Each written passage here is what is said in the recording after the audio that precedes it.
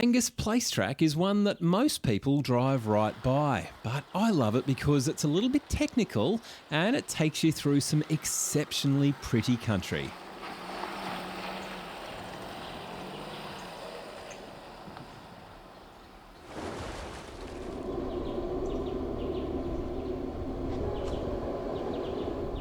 So Graham, as I understand it, you haven't actually driven this track yet, mate.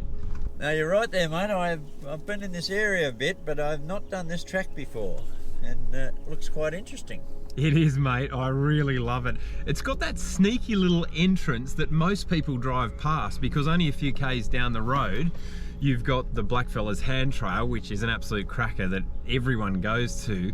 But this one, a lot of people mistake the entry, which is also right next door to the Angus Colliery entry. So yeah, a lot of people miss it, but she's a sneaky track, but she's an absolute cracker. Well, that sounds just perfect for today. I think I'll be looking forward to that.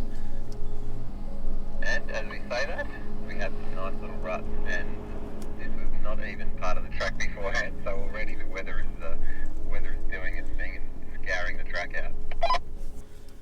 I see what you mean. Okay, we've got a little bit of work ahead of us.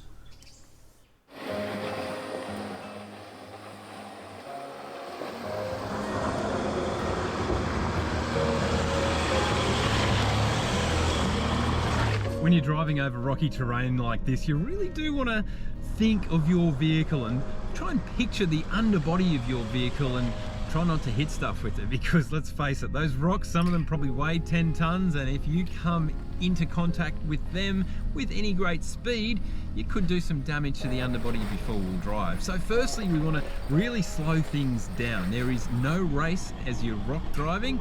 You really want to slow it right down, because then if you do have a collision, you're probably not going to do much damage. You can have a bit of a scrape, you can back off again and take a different line.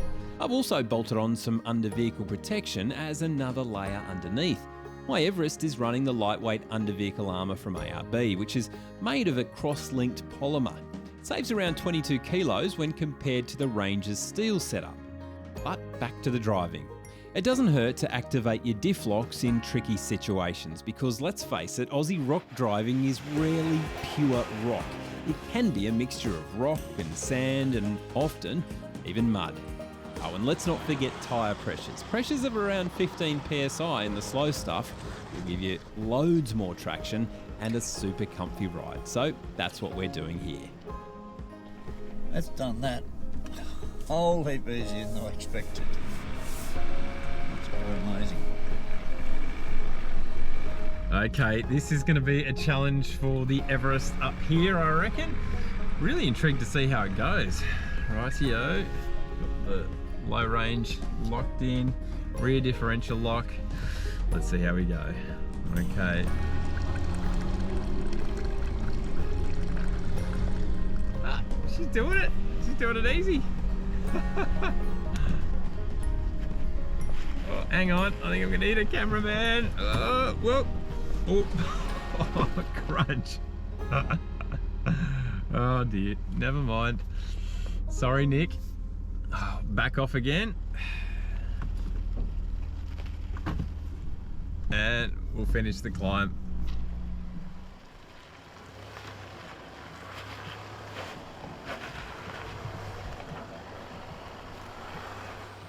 As you make your way up the Angus Place track, there are loads of opportunities to jump out and explore on foot.